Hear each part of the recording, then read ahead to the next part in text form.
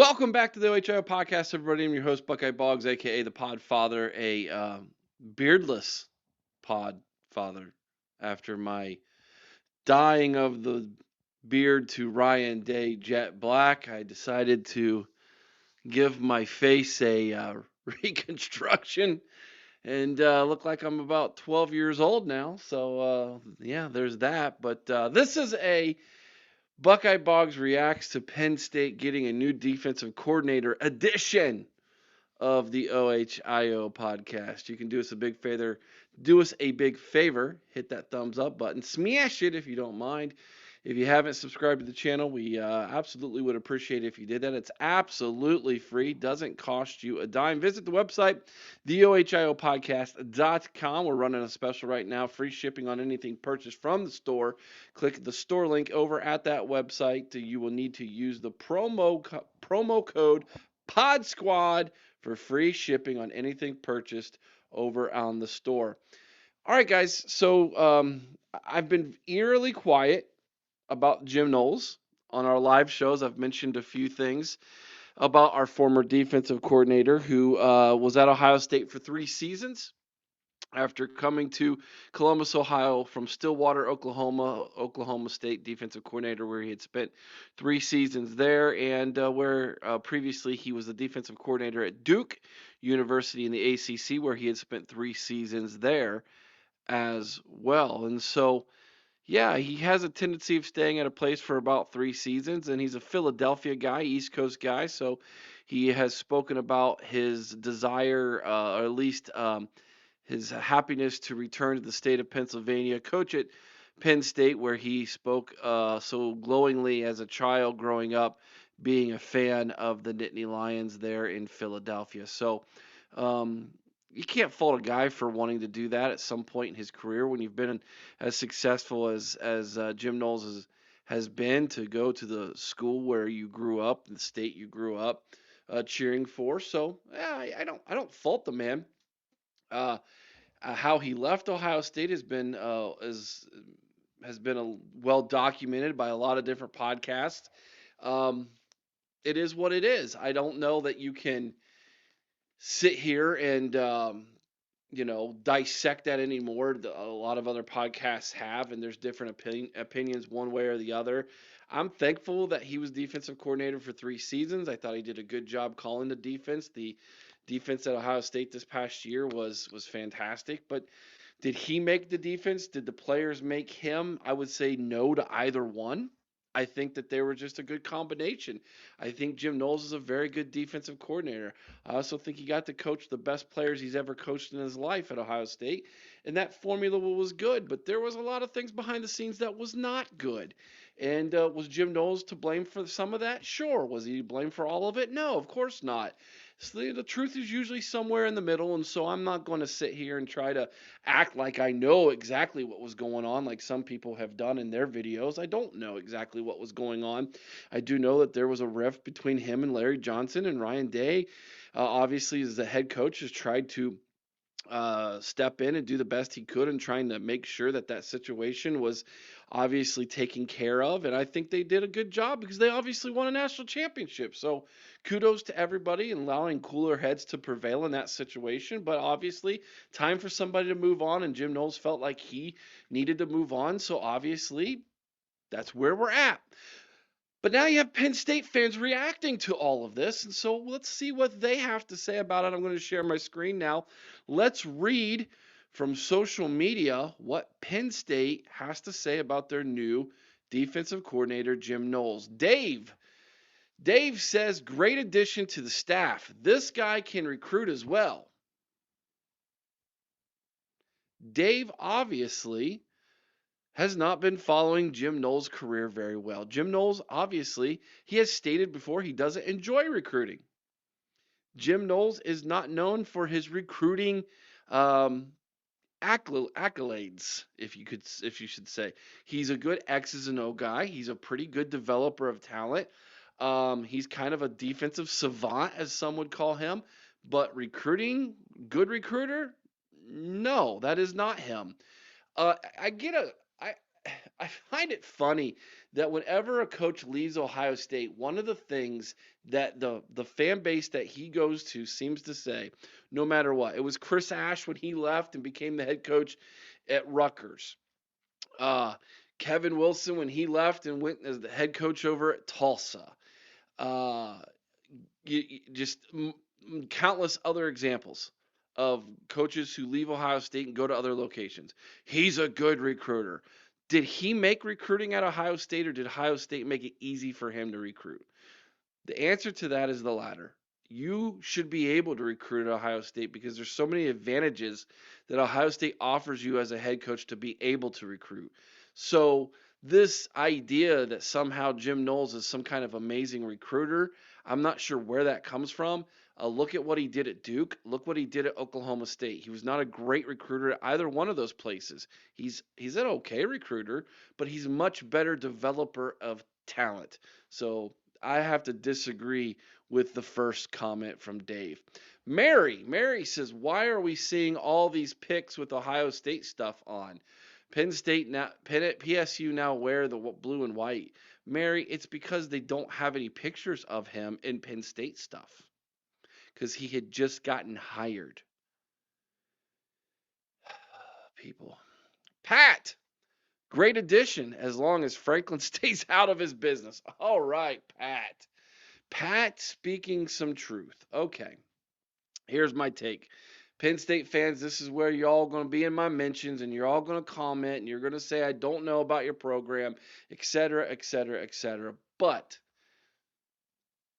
let me lay some truth on you. You got about a 4-point addition by picking him up than what you had before. Let me tell you what I mean by that. Against Notre Dame, the most common opponent Penn State and Ohio State had outside of the Big Ten and at the end of the season. You played Notre Dame in the college football playoff, then Ohio State played them in the national championship. Notre Dame beats you guys, Ohio State beats Notre Dame.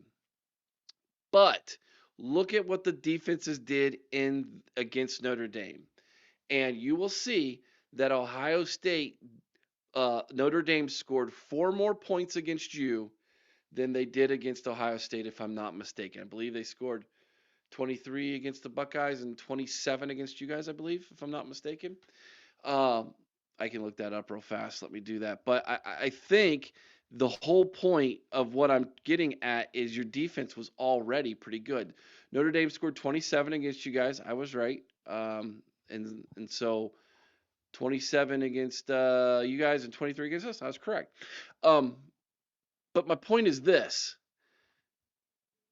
Notre Dame, compared to Ohio State, with the same guy, was only a 4-point difference.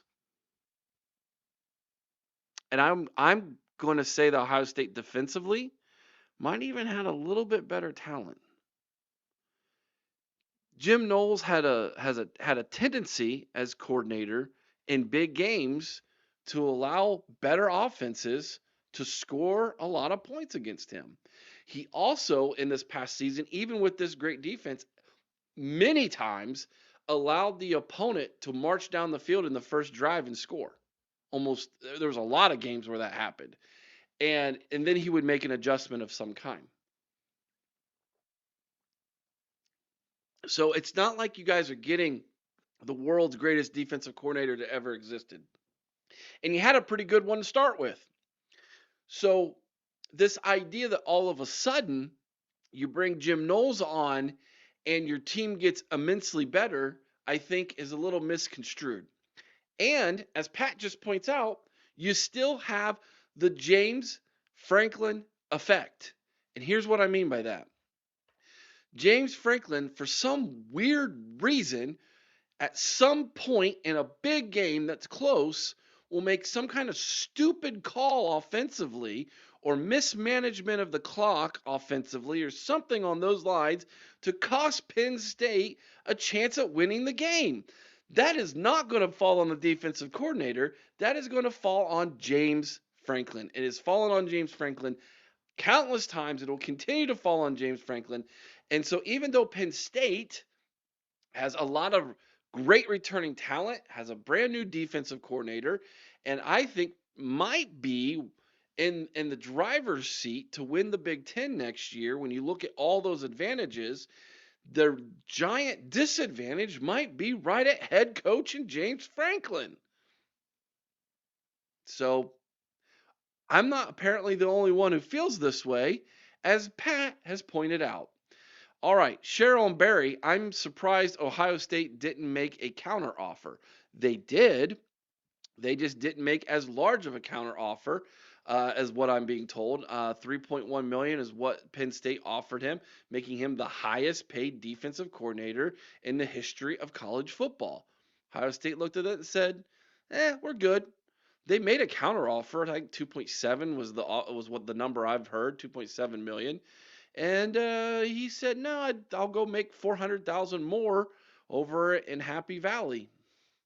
So, congratulations. It's a nice chunk of change to make every single year. Over the course of 3 years, it's 1.2 million before taxes, of course. Ohio State looked at it and said, "No, I think we can. I think we're going to be all right without that." So, they made a counteroffer, just wasn't as large. And like I said at the beginning of the video, there's some things in there where I thought Ryan Dave probably said, "You know what? I think we can go a different direction and be okay here." Jim, hopefully he will be Franklin's replacement soon. Ooh, ooh. So we are 5 comments into this, and 2 of the 5, so 40% are negative towards James Franklin. That's not me. That's Penn State fans, and I completely understand. He will not be James Franklin's replacement, however. This is not head coach material. I don't think that at this point in his career, Jim Knowles has any desire to become a head coach at a big university. He's not. His personality is such to where he's a little gruff. He's a little old school, especially with the media. I enjoy that about him. I kind of like that about him, to be honest with you. But I'm an old school guy. Um, but he's not your CEO type, okay? And so that's not going to be the case for you guys over there in Happy Valley. But um, he's a really good defensive coordinator. Just he's not going to be James Franklin's replacement. Sorry, Jim. Barbara, we are with kissy faces. Okay. Jeff, zero excuses for failure in 2025. Right? Ooh. Jeff, interesting question you proposed there. Mike answers that for you. Jeff, well, considering Penn State only had 1/3 of the NIL money OSU did, I guess it was a financial failure from boosters, not coaches. Mike responds back. The issue was poor play calling at key decisions, which came at no cost. Um, yeah. So let's take Mike's response to Jeff's comment first. Considering Penn State only had 1/3 of the NIL money OSU did, I guess it was a financial failure from boosters, not coaches. Funny how 3.1 million for a defensive coordinator tells me it obviously is not an NIL issue. It's not a financial issue at Penn State. Penn State's got a ginormous uh, alumni base. Penn State is not they're not a poor program by any stretch of the imagination. Were they a little bit behind Ohio State in NIL? I guess, but Penn State, as far as recruiting is going, is doing fine. In development, I guess they're doing fine as well there. It's just play calling, like was like the commenter said there. I agree with Jeff 100%. Poor play calling at key decisions, which that has nothing to do with NIL. He's absolutely 100% right. Back to his original comment, zero excuses for failure in 2025, right? Joe that answers that. If you consider getting to this college football playoff semifinals and only losing to a last second field goal by a very good Notre Dame team a failure, then perhaps you should find a new team to. Oh my goodness. Why is it? Why is it that fans immediately turn on other fans of the same fan base. This happens at Ohio State all the time. This happens to me on my show. This happens to my co-hosts and I all the time when we're the least bit critical of a coach at Ohio State. There are fans who say, "Well, I'm not listening to you guys." Sorry, we're not 100% homers all the time. Fans are allowed to be critical of people making millions of dollars as head coaches and administrators and even players now of the teams they root for in college athletics. There is no rule that says you have to be 100% positive for the school you root for 100% of the time. That is illogical to think that a fan should be that way. If you choose to be that way, then may I suggest you not be negative towards the other fans who are being critical because you yourself are proving that you are not always 100% positive. Jiminy Christmas. That drives me insane. I'm defending Jeff here, and I don't even like it. But Joe, get a brain. Tim, I'm starting to think people just want to be miserable. If you can't find happiness in 13 wins, I feel bad for you. Who said Jeff wasn't happy in the 13 wins, Tim? He wanted to beat Notre Dame. He's saying, look, you guys had an opportunity to go play for a national championship. And again, James Franklin and poor play calling cost you that opportunity. What makes you think going out and getting Jim Knowles as defensive coordinator is going to change anything when you have a 10 plus year sample size of your head coach completely tripping and hitting himself in the face with the rake season after season after season? Jeff responds, Joe, keep your expectations low and you'll never be disappointed. Tim, keep your expectations low and you'll never be disappointed. He's got a good point there. Tim responds back, I don't really do expectations.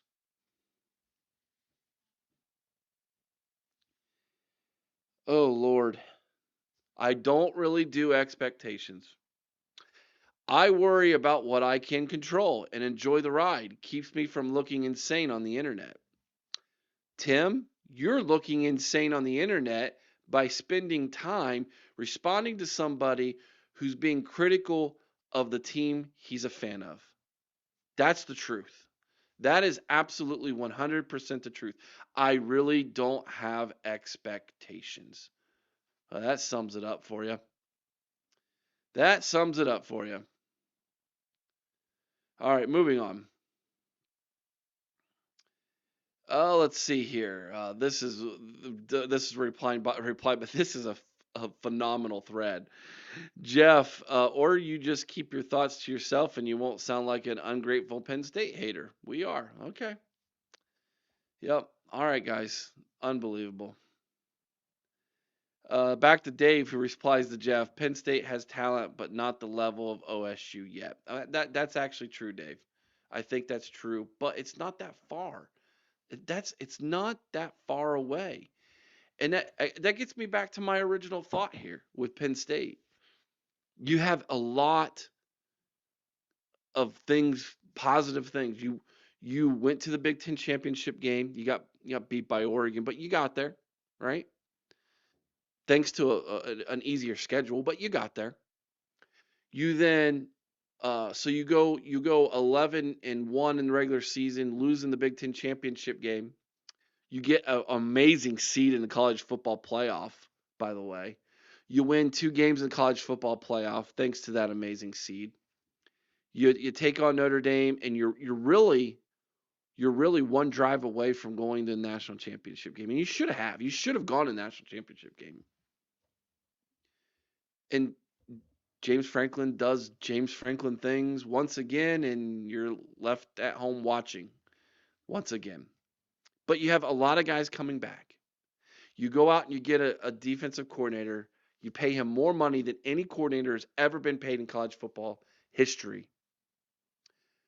expectations are going to be absolutely high on this for this team this year. Sorry to the guys who say I don't have expectations, Penn State fans. I don't have expectations. I live in mediocrity. I just enjoy the ride. Like, yeah, you enjoy the ride, but there's going to be expectations placed on James Franklin and Penn State this year. You don't go out and spend $3.1 million on a coordinator and there not be expectations on that season. That don't happen. Sorry. You don't get that luxury. You're not Indiana football. And you know why you're not Indiana football? Because you're Penn State and you should act like it. You're one of the big dogs and you should act like it. Place some expectations on yourself. Go into the season saying, you know what? It's championship or bust for us. We're going to win the Big Ten. Those are our expectations. It's not just our goal, it's our expectation. That's what you should say, Penn State. We're going to go into Columbus, Ohio, and we're going to beat the Buckeyes in their stadium. Those are our expectations this year. But you know what? You won't. You know why? Because you're Penn State and you're mediocre, and you now have a defensive coordinator who was at Ohio State who James Franklin said, 3.1 million? I don't think so. And the biggest reason why you won't is because you have James Franklin. Like, share, subscribe. We appreciate the support. Let me know what you think down in the comment section below. You a Penn State fan? You mad at me? Tell me why. You agree with me? Let me know. You're an Ohio State fan and you want to troll them? Feel free to do that as well. That's what, you know what? Everybody's allowed to have an opinion. That's what's great about the United States. So share yours, baby. Till next time, be kind to one another. I owe someone's OH, St. Carmen, Ohio with all your heart. Go Bucks.